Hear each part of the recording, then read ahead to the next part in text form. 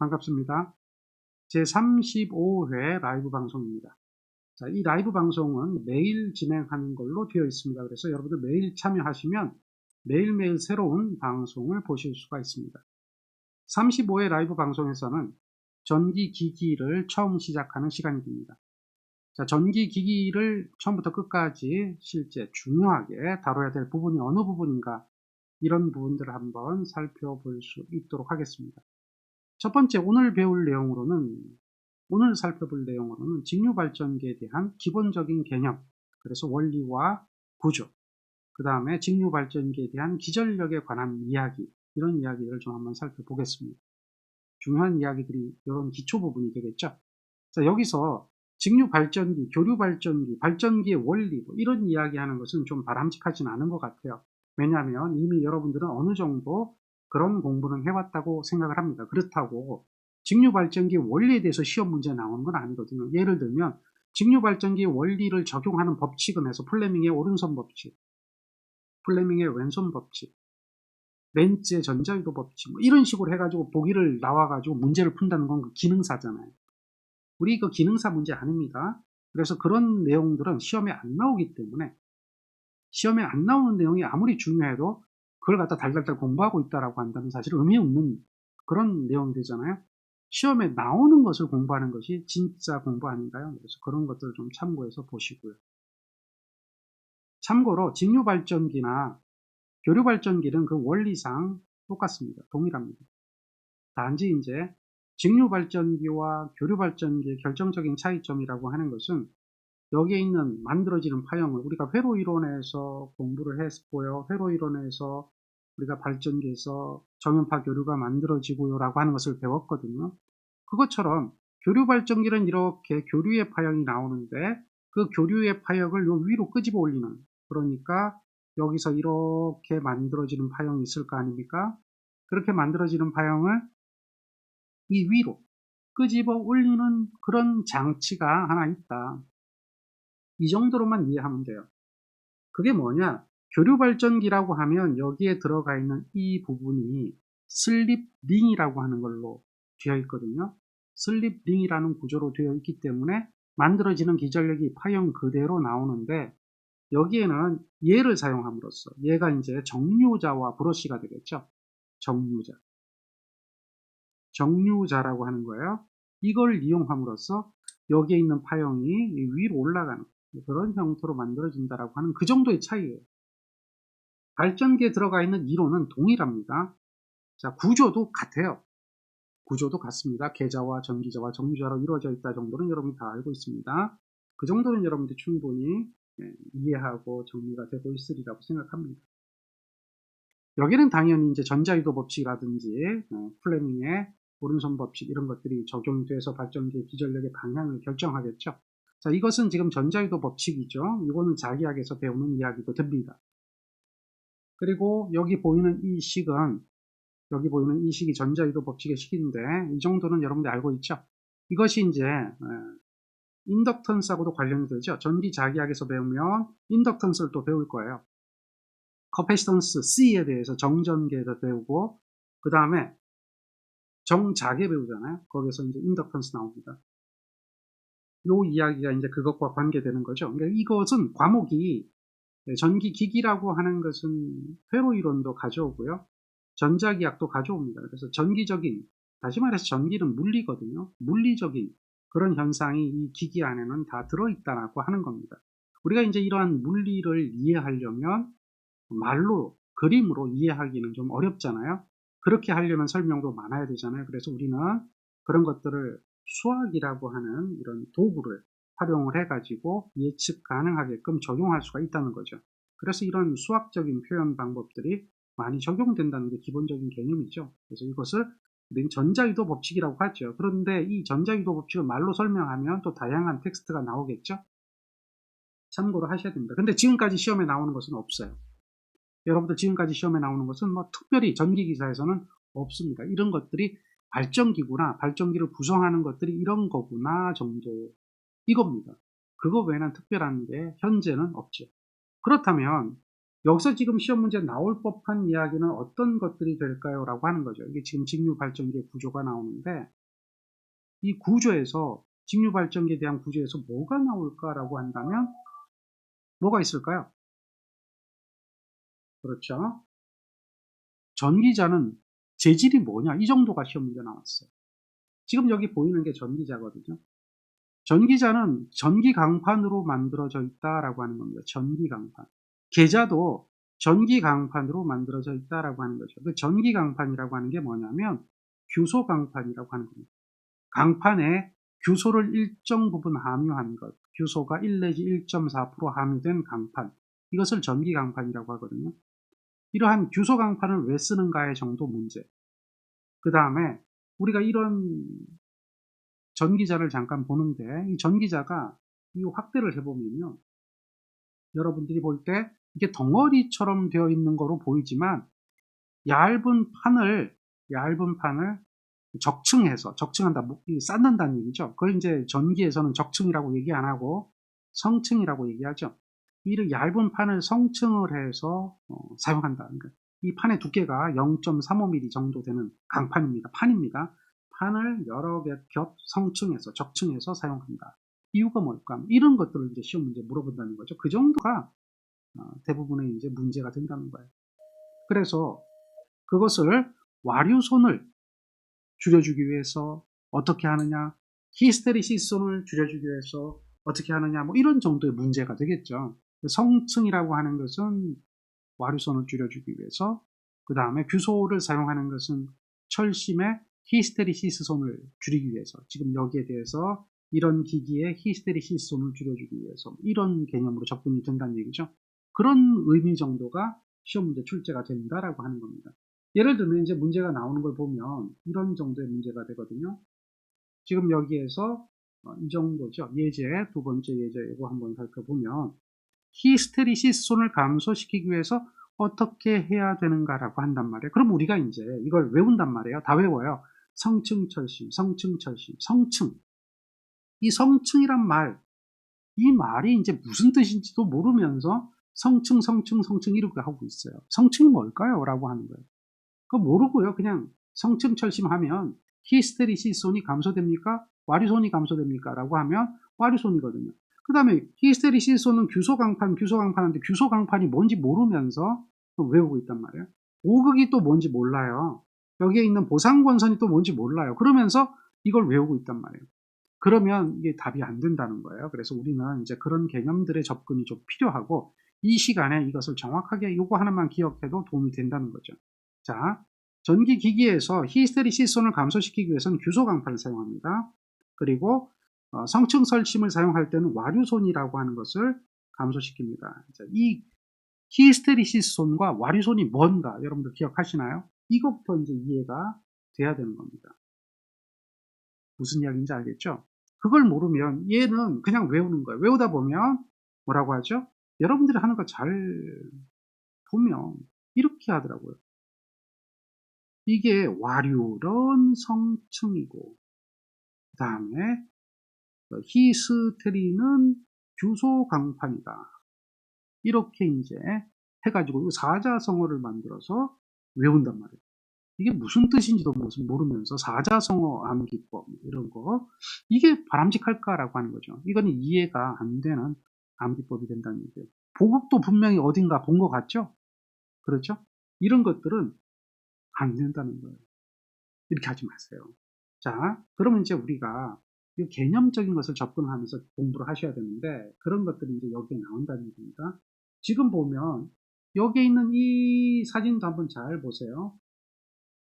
여기도 다 성층 구조로 되어 있어요. 지금 보고 있는 이 부분, 이런 부분은 무슨 부분이죠? 이런 게 코일이죠. 코일이 다 감겨져 있는 거고 여기도 얘가 규소강판입니다. 얘가 규소강판이고 그 안에는 코일이 들어가고요. 우리 다 알고 있잖아요. 이 코일이 들어갈 수 있는 이 공간을 뭐라고 해요? 슬롯이라고 하는 거죠. 슬롯이라고 하는 것도 다 알고 있어야 됩니다. 그런데 여기에서 이렇게 성층이 되어 있다는 거죠. 이렇게 쌓는 것을 뭐라고 하는 거예요? 성층이라고 하는 겁니다. 얘가 쌓는 것, 한 겹 한 겹 포개는 것. 판을 포갠다라고 하는 거죠. 그런 구조로 되어 있다. 그러면 이렇게 성층을 왜 하느냐라고 한다면 여기가 이제 딱 좋은 그림이 되는데요. 만약에 얘를 성층하지 않고 지금처럼 이렇게 한 덩어리로 만들었다. 얘가 철심인데 철심 자체가 한 덩어리다. 이 철심 자체가 전체가 다 한 덩어리다라고 하면 우리는 이제 어떤 부분이 생기냐면 여기 이 홈 부분에 여기 홈이 있거든요. 지금 홈이 파여 있는 부분이 여기가 홈입니다. 여기를 슬롯이라고 하죠. 슬롯이라고 합니다. 그럼 그 슬롯 안에 뭐가 들어가죠? 이렇게 연결이 되어 있어요. 슬롯 안에 이렇게 돼 가지고 이렇게 가거든요. 이게 이제 권선이에요. 권선이 있다면 그 권선에 전류가 흐르죠. 이게 코일이라고 한단 말이에요. 코일에 전류가 흐르죠. 그러면 그 전류는 이런 전류가 흐르면 전류는 무엇을 만든다라고 하는 게 자기학에서 배워요. 전류의 자기현상이라고 해가지고 직선 전류가 흐르면 회전하는 자개가 만들어지겠죠. 회전하는 전류가 흐르면 직선 자개가 만들어지겠죠. 기억납니까? 자기학에서 배우는 거. 그 방향은 오른나사의 방향이다. 앙페르의 오른나사 법칙이라고 하죠. 자, 그런 것처럼 전류가 흐르면 반드시 전자기적인 현상이 생깁니다. 그래서 거기서 뭐가 만들어지느냐? 자속이 만들어진다는 거죠. 이러한 자속이 만들어진다. 그럼 그 자속은 다시 어디를 뚫고 들어가요? 철심을 쇠교하는 거죠. 쇠교하는 겁니다. 어디에 쇠교한다? 만들어지는 자속이 철심에 쇠교하는 거예요. 그렇게 철심에 쇠교하면 철심은 다시 뭘 만들어요? 자속과 도체가 만나서 쇠교하게 되면 그 자속과 도체, 철심도 도체거든요. 쇠교하게 되면 그 부분에 기전력이 만들어진다라고 하는 거예요. 그래서 이 철심 표면에 기전력이 이렇게 만들어지는 겁니다. 기전력이 만들어지는 거죠. 이거 이제 이 기전력이 철심 표면에서 만들어지고 걔는 어디로 갈 수가 있는 길이 없어요. 전부 다 어디 있어요? 철심 표면에서 이렇게 기전력이 만들어지면서 그 기전력이 철심 표면에서 순환을 하거든요. 이걸 갖다 뭐라고 하냐면 에디 커렌트라고 하는 거예요. 얘를 갖다가 와류라고 이렇게 불러요. 이런 기전력이 만들어서 와류가 생기고 그 와류는 그럼 어떤 작용을 하느냐? 철심에 열을 발생시키는 거죠. 어쨌든 얘도 손실이거든요. 그러니까 철심에 열을 발생시켜서 이제 열적인 부분이 계속 생기는 거죠. 그래서 이 전기 기기는 특히나 모터나 또는 뭐 변압기나 이런 것들은 전류가 흐르고 자속이 만들어지고 그리고 열이 생겨요. 그런 것들이 이제 필연적으로 발생을 할 수밖에 없어요. 이거 없앨 수는 없어요. 아예 0으로 만들 수는 없어요. 그런데 지금처럼 한 덩어리로 하면 와류가 커다랗게 생기는데 이것을 한 덩어리로 하는 게 아니라 이렇게 쪼개는 거죠. 이렇게 쪼개 놓으면 이 와류는 작게 여기서 생기겠죠. 이렇게 작게 생기겠죠. 그러므로 해가지고 전체적으로 이렇게 커다랗게 생기는 이런 와류를 성층함으로써 그 와류가 안 생길 수는 없단 말이에요. 이 두께에 작게 생기게 되기 때문에 이것들을 다 합쳐봐야 이렇게 커다랗게 돌아가는 와류, 이런 커다란 와류보다는 굉장히 적어진다는 얘기죠. 그래서 철심을 적정한 두께로 이런 와류를 현저하게 줄일 수 있는 두께로, 물론 이런 것들은 다 시뮬레이션하고 데이터를 만들고 어느 두께가 좋은가 이런 것들 다 찾아내겠죠. 보통 이제 0.35mm 정도 되거든요. 그런 두께로 쌓게 되면은 이제 어떻게 된다? 와류손이라고 하는 것. 와류손이라고 하는 것. 이거에 의한 손실이죠. 와류손이라고 하는 것들이 현저하게 줄어든다라고 하는 거예요. 그래서 이제 이 성층을 하게 되면 와류손이 줄어든다. 이런 얘기를 하는 겁니다. 그 얘기를 하나 기억하면 돼요. 그래서 요 생각을 하면 이걸 무슨 뭐 사자성어로 외운다라고 하는 거 이거 의미가 없잖아요. 왜 사자성어로 외웁니까? 개념을 알면 절대 잊어먹지 않죠. 그 개념을 이해를 하는 겁니다. 그런 개념으로 접근하는 거예요. 그 다음에 히스테리시스 손이라고 하는 게 무엇인가를 여러분도 한번 또 생각을 해보는 겁니다. 히스테리시스 손. 우리 자기학에서 뭘 배웠어요? 히스테리시스 루프라고 하는 거를 배웠죠. 기억납니까? 자기학에서 배웠던 히스테리시스 루프. 공간이 여기 좀 하면 되겠나요? 이렇게 생겼죠. 이렇게 히스테리시스 루프를 그려보면 뭐 이렇게 되겠네요. 이런 정도로. 그래서 BH 곡선이라고 하죠. 이거는 뭐냐면 전류를 흘리면 자속이 증가되죠. 전류를 흘리면 자속이 증가됩니다. 근데 그 어느 순간 비례되다가 자기 포화가 일어나죠. 그러다가 다시 감소시키면 잔류자기가 남죠. 뭐 그러면서 이렇게 루프를 만들게 되는 거죠. 이걸 갖다 BH 곡선이라고 하죠. 이것이 만들어지는 이유는 이제 잔류자기하고 보자력이라고 하는 게 있어서 이런 루프가 만들어지게 되죠. 그래서 자기학에서는 이걸 가지고 이 히스테리시스에 대한 면적을 구해서 히스테리시스에 대한 손실, 이 손실까지도 계산하라라고 하는 게 이제 자기학 문제죠. 그래서 우리가 자기학을 알면 여기에서 히스테리시스 손실이라고 하는 것이 무엇인가라고 하는 거죠. 이 부분의 면적이 바로 히스테리시스의 손실이 된다라고 하는 것 정도는 알 거란 말이에요. 그러면 이것을 줄이려면 어떻게 해야 될까라고 하는 거거든요. 이거는 필연적으로 이 철심이 가지고 있는 이 부분과 이 부분에 대한 잔류자기와 보자력이라고 하는 이 부분을 감소시켜야 되겠죠. 이거를 감소시키면 그 면적이 어떻게 되겠어요? 줄어들겠죠. 그러니까 잔류자기하고 보자력을 감소시킬 때는 이 부분은 동일하더라도 내려오는 게 작게 내려오고요. 작게 올라가겠죠. 이렇게 됨으로 해가지고 여기에 대한 면적을 축소시켜서 감소시킨다. 이 면적을 감소시킨다. 이게 히스테리시스 손을 줄인다라고 하는 거거든요. 이렇게 줄여주는 역할을 하려면 이 강판, 철판이죠. 이 강판의 성질을 바꿔줘야 돼요. 성층한 강판의 이 성질을 바꿔줘야 되는데 그 성질을 바꾸려면 어떤 게 좋겠느냐 여러 가지 데이터를 거쳐보니까 규소를 조금만 넣어보니까 이것이 현저하게 줄어든다라고 하는 것을 또 찾아냈겠죠. 그래서 그걸 규소 강판이라고 부르는 거예요. 전기 강판이라고 부릅니다. 그래서 이러한 이 부분 잔류자기하고 보자력을 줄여주는 그런 역할을 하는 것이 규소 강판이다. 이렇게 기억하면 잊어먹지 않을 거예요. 그래서 그 정도 이야기 정도는 여러분이 알고 있어야 됩니다. 이해되겠죠? 그러면 이제 이러한 손실은 이런 히스테리시스 손과 또 와류 손이라고 하는 것은 얘는 어디에서 나타나는 손실이죠? 철에서 나타나는 손실이란 말이에요.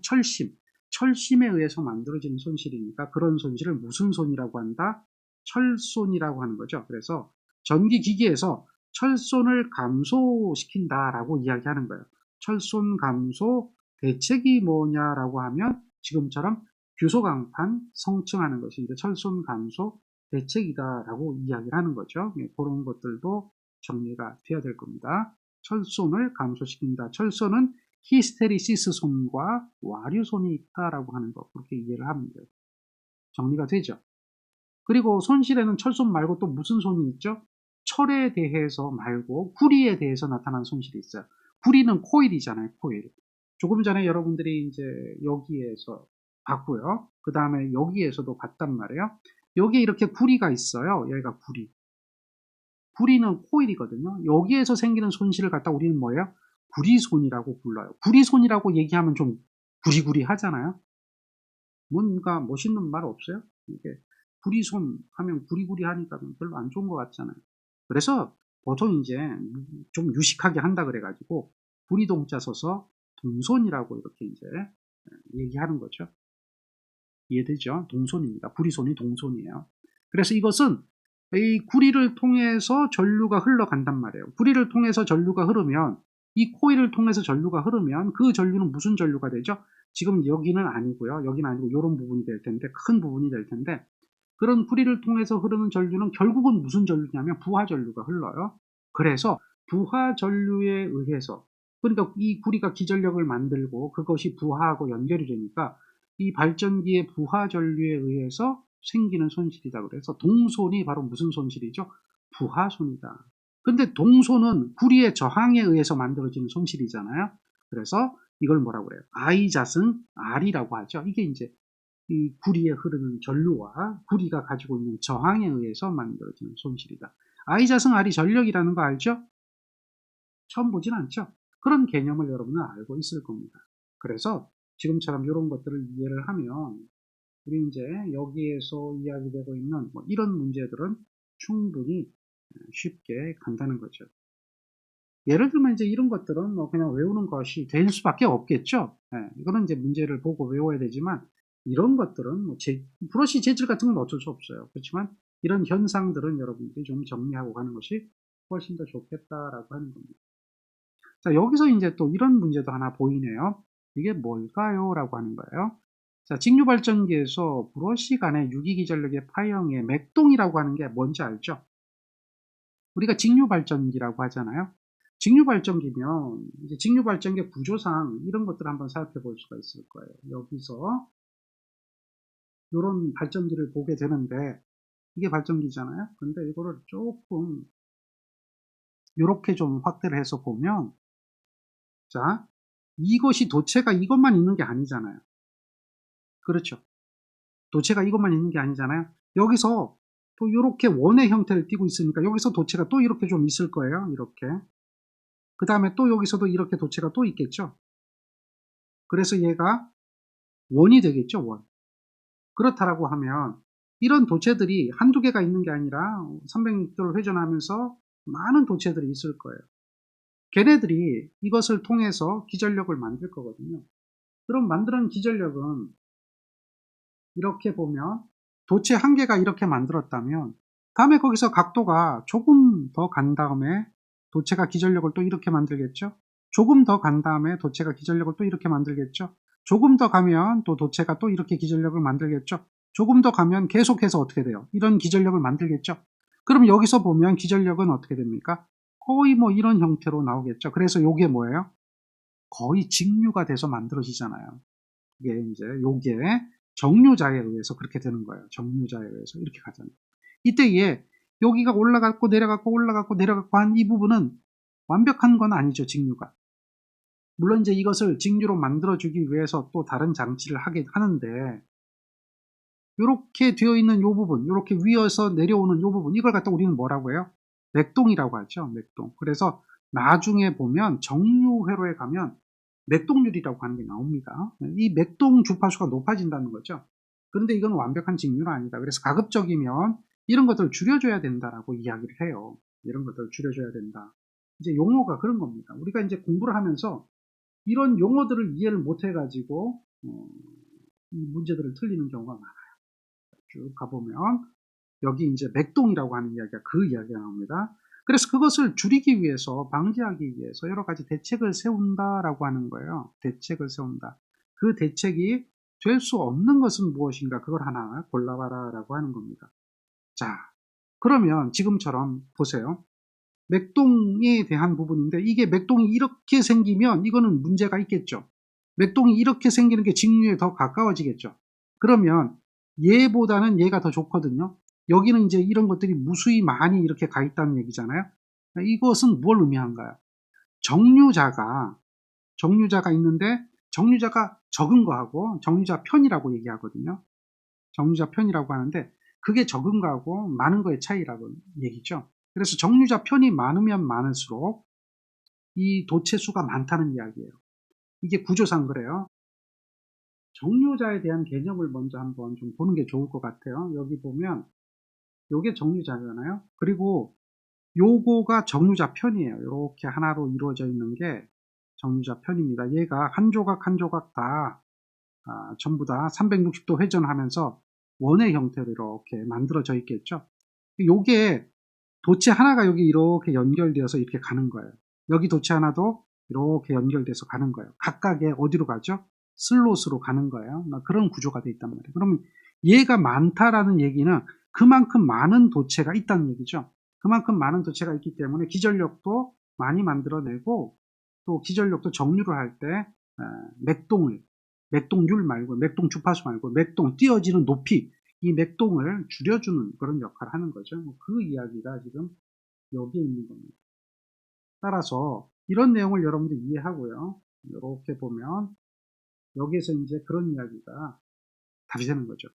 그러니까 적게 하면 안 된다는 얘기예요. 많게 한다고. 그 개념만 알면 얘가 답이 될 거예요. 나머지는 이제 뭐 균일하게 한다든지 균등하게 한다든지 이런 것들은 다 좋거든요. 그런데 이제 이런 얘기 나오죠. 이 사구라고 하는 말이 나와요. 스큐드 슬롯이라고 되어 있는데요. 이게 사구라고 하는 게 뭐냐면 슬롯이라고 하는 게 우리가 일반적으로 이렇게 반패 슬롯 해가지고 반쯤 막혀 있고 이렇게 돼가지고 이런 형태로 되어 있잖아요.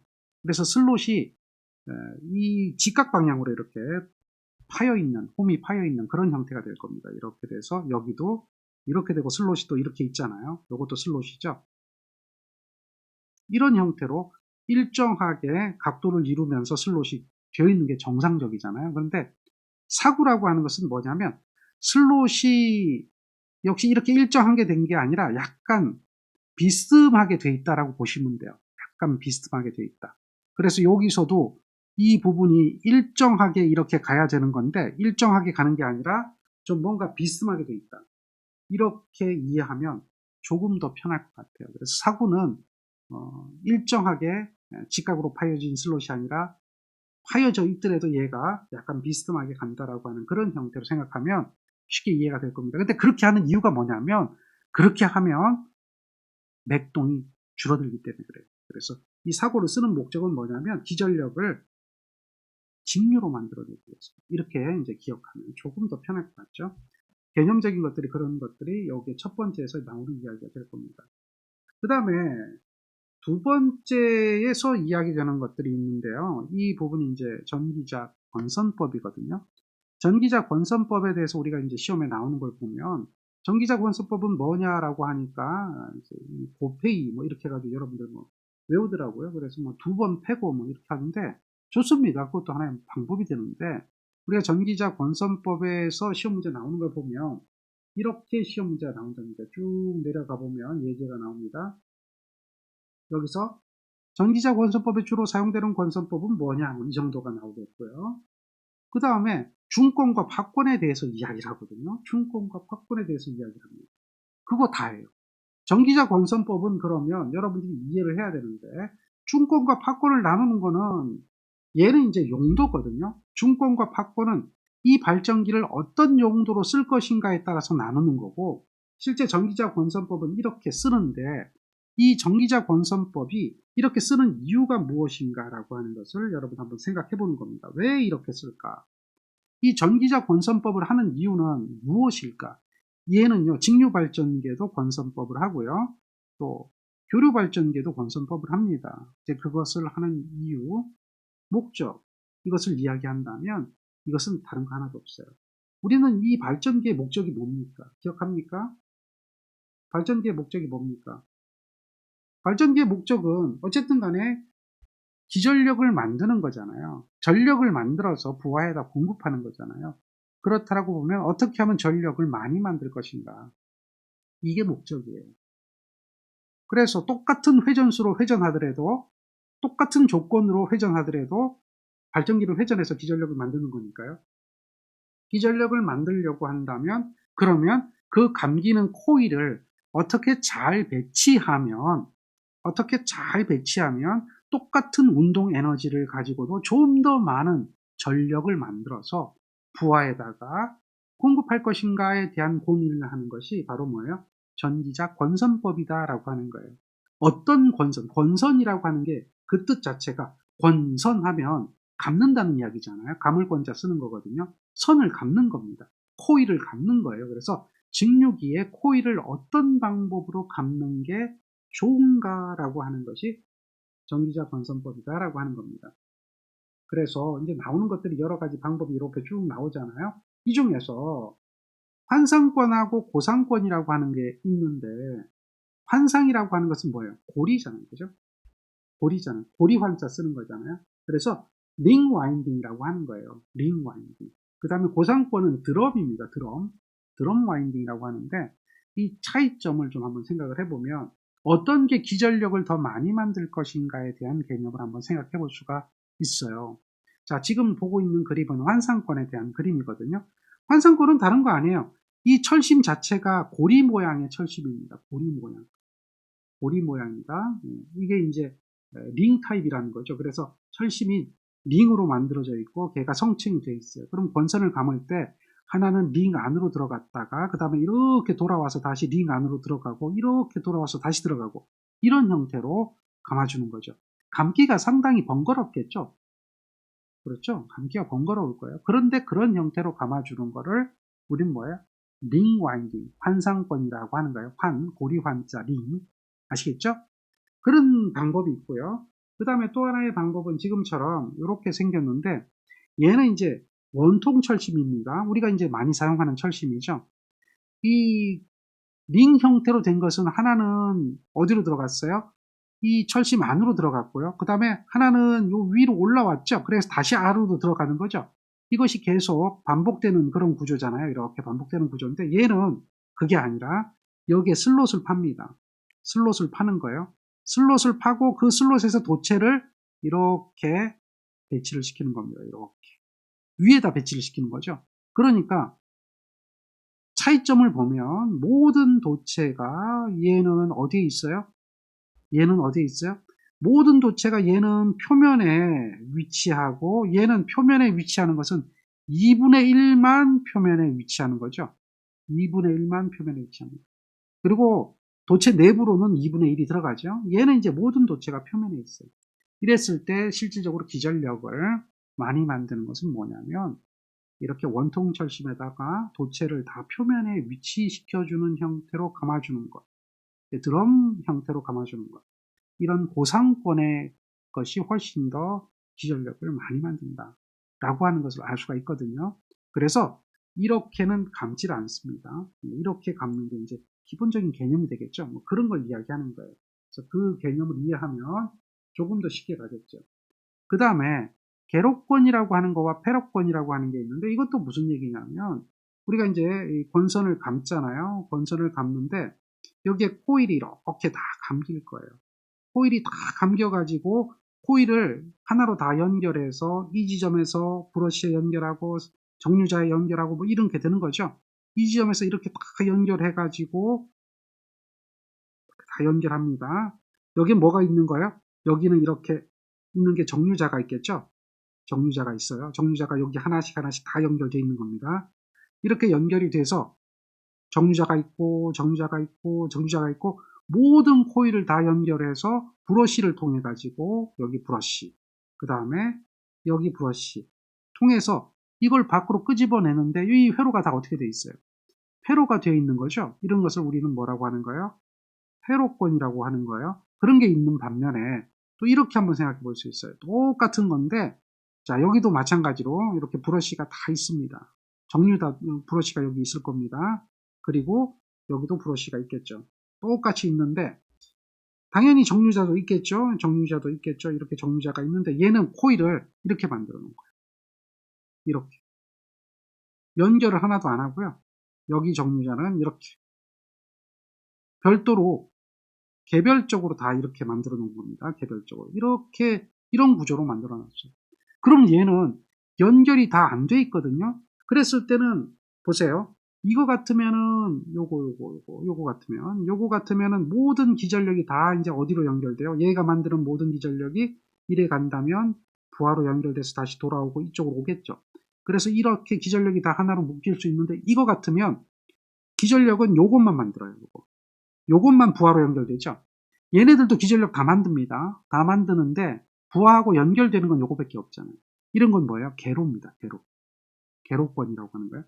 이 열린 형태의 권선을 감아주면 브러쉬하고 연결되는 부분만 부하로 연결되고 나머지들은 부하에 연결되지 않으니까 얘는 이제 전력이 그만큼 줄어들겠죠.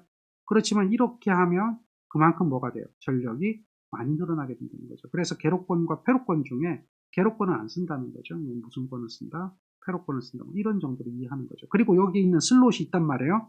여기 슬롯을 팔 때 슬롯 하나에 이렇게 슬롯이 있습니다. 하나에 권선을 하나 감는 것보다는 거기에 권선을 2개 감는 게 훨씬 더 유리하다는 거죠. 그래서 단층권보다는 2층 형태로 감아주는 게 좋다. 개로보다는 패로로 감는 게 좋다. 그 다음에 환상보다는 고상이 좋다라고 하는 그런 얘기를 하는 겁니다. 그래서 전기자 권선법으로 알맞는 것은 무엇이냐라고 묻는다면 그럼 뭐가 되는 거예요? 그렇죠. 고상권과 환상권과 단층권과 이층권, 개로권과 패로권 중에서 우리는 답을 찾아낼 수가 있는 거죠. 그래서 이렇게 패로권, 고상권, 이층권이 답이 되는 겁니다. 그 정도 이야기하는 거잖아요. 이거는 여러분이 알고 있어야 돼요. 그리고 여기에서 이제 뭐가 나옵니까? 용도로 중권과 하권이라고 하는 걸로 구분이 되는 겁니다. 용도로. 어떤 용도로 쓸 것이냐. 그러니까 전류를 많이 보내고 싶으냐, 전압을 높게 보내고 싶으냐. 우리가 이제 전력은 일정하잖아요. 그래 전력이 일정하기 때문에 전압을 많이 보낼 것인가, 또는 전류를 많이 보낼 것인가? 당연한 얘기죠. 전류가 많아지면 전압은 낮아질 거고 전압이 높아지면 전류는 적어지겠죠. 전력은 일정하기 때문에. 그래서 어떤 용도로 높은 전압의 용도가 될 것인가, 대전류의 용도가 될 것인가에 따라서 중권과 박권으로 나눈다라고 하는 정도가 전기자 권선법입니다. 그다음에 이제 우리가 또 시험 문제 나오는 게 뭐가 있냐면 이런 얘기하죠. 중권과 박권에 대한 특징이 어떤 특징이 있을까라고 하는 이 이야기가 또 시험 문제 나오죠. 그것이 이제 1장과 2장에서 핵심 포인트가 됩니다. 자, 오늘은 시간이 다 됐으니까 여기까지만 하고요. 중권과 박권에 관한 이야기와 기전력에 관한 이야기, 이 이야기는 다음 시간에 계속 진행하겠습니다. 자, 수고하셨습니다.